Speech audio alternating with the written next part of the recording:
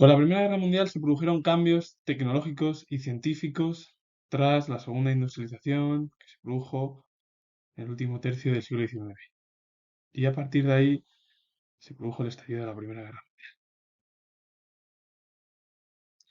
Los países que iniciaron la Primera Guerra Mundial pensaron que el conflicto sería corto y localizado, pero la guerra comenzó en agosto de 1914 y se caracterizó por su larga duración, 4 años, porque su ámbito geográfico implicó a todo el continente, incluso a zonas no europeas, y por la aparición de nuevas tácticas y técnicas bélicas.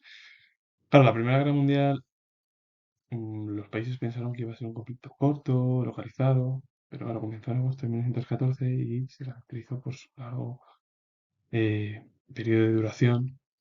Fueron un total de 4 años, porque su ámbito geográfico no solo implicó a Europa, sino que se expandió por todo el planeta y por la aparición de nuevas tácticas y técnicas bélicas.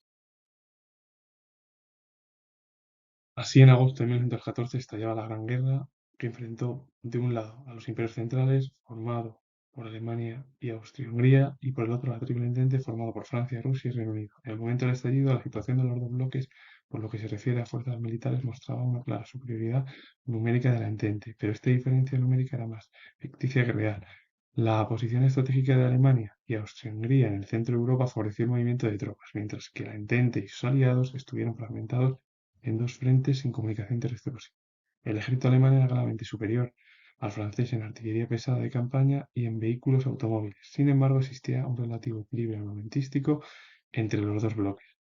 Por lo que se refiere a las fuerzas navales, los países de la Entente y sobre todo el Reino Unido fueron dominantes. Ello condujo a los alemanes a la guerra submarina, como única forma de contrarrestar la superioridad naval inglesa y francesa, esta última en el Mediterráneo. Los dos bloques buscaron a lo largo de la guerra nuevos aliados, lo que significó la mundialización del conflicto. En la guerra participaron 14 países europeos con sus respectivas colonias que se extendieron por los 5 continentes. Unida al conflicto, Japón, Estados Unidos también, y fue la primera vez que una guerra afectó a un territorio tan amplio y influyó decisivamente en la prolongación del conflicto. La formación de los bloques. Triple Alianza, que bueno, luego fue los imperios centrales, Alemania y Austria-Hungría, la Triple Entente, Francia, Rusia y Reino Unido.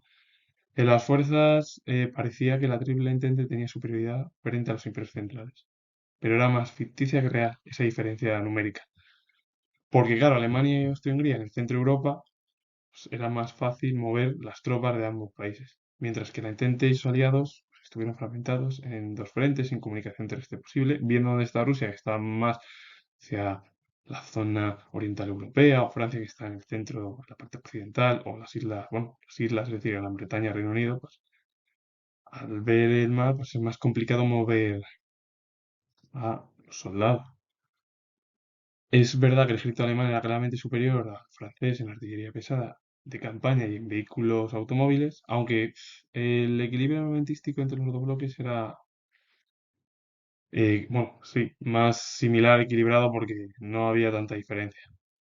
Luego ya en las fuerzas navales, los países de la Entente y sobre todo Reino Unido, que era una gran potencia naval, pues ello condujo a los alemanes a la guerra submarina, que era la única manera por parte de Alemania de contrarrestar la superioridad naval inglesa y francesa, esta última en el Mediterráneo.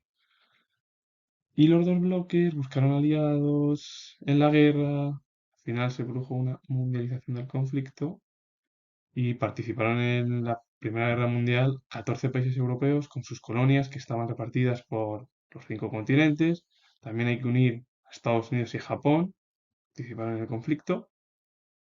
Y claro, fue la primera vez que una guerra afectó a un territorio tan amplio y influyó decisivamente en la prolongación del conflicto. Es decir, que al final se prolongó porque los europeos pensaban que iba a ser una guerra corta, en un lugar localizado de Europa y no a nivel mundial.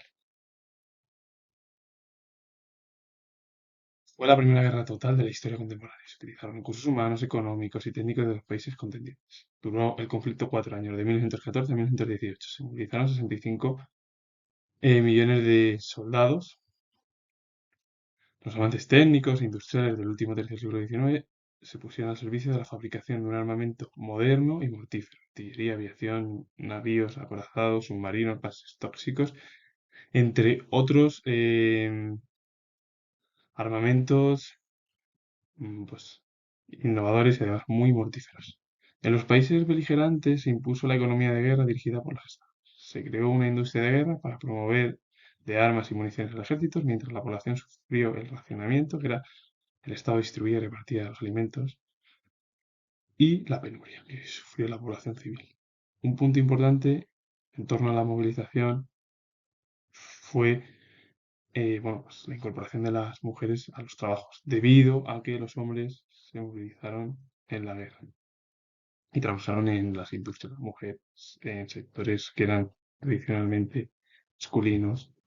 Los estados no sabían de la duración del conflicto ni que fuera una guerra total y de desgaste. Para obtener recursos con los que sufragar los elevados gastos militares, los gobiernos recurrieron a la emisión de deuda pública y a los préstamos del exterior.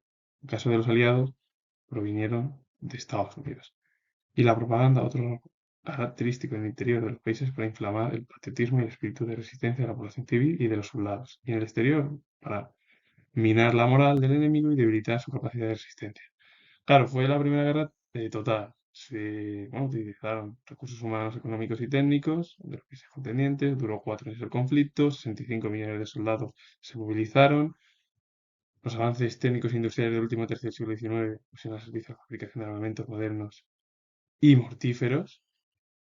Entre ellos, bueno, pues gases tóxicos, submarinos, artillería. Se impuso la economía de guerra, que la dirigieron los estados, una industria de guerra para proveer de armas y municiones al ejército. La población sufrió racionamiento y la penuria, es decir, que había control de la alimentación por parte de los estados. Los hombres, al movilizarlos, las mujeres trabajan en los lugares de los hombres, algo muy positivo.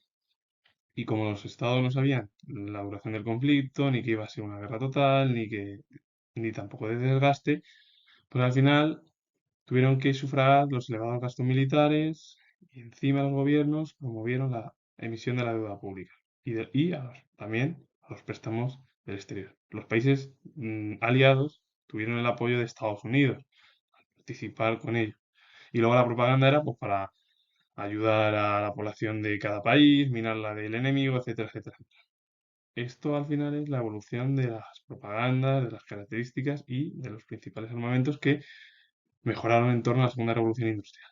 Finalizo, comento que tengo un rato de historia, si os ha gustado el vídeo, darle a like, suscribiros y comentar. Saludos, adiós.